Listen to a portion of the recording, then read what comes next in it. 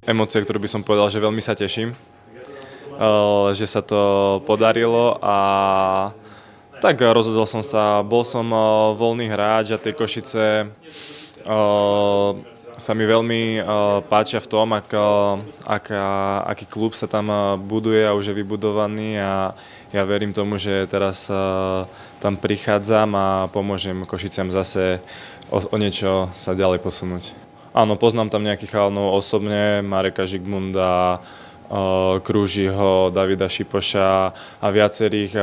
Daliho Takáča, takže sa teším aj do tej kabiny a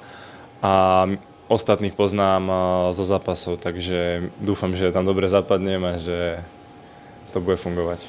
Tak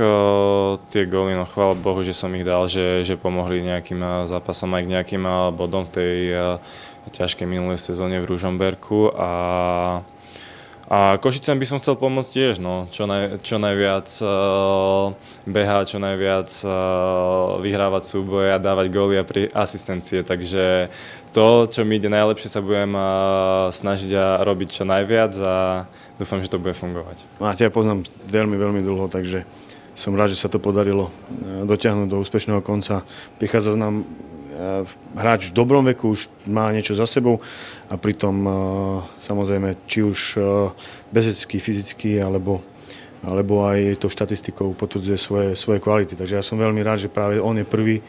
ktorého vieme oznámiť, vieme vlastne priviesť do Košic a som presvedčený o tom, že to bude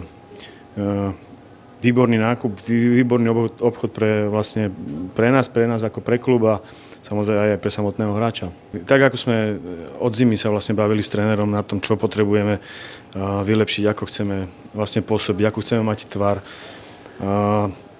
tak samozrejme tie krajné pozície v našom systéme sú pre nás veľmi, veľmi dôležité. Tam potrebujeme jednak fyzicky zdatných hráčov, jednak kvalitatívne dobrých hráčov.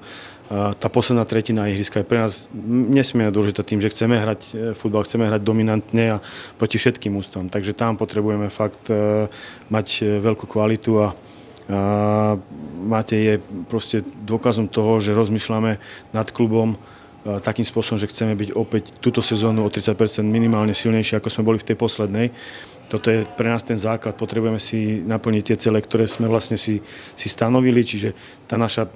top 6, ktorú sme splnili v minulej sezóne, je dôležitá. Proste my chceme pozerať ešte vyššie, preto je zmluva s Matejom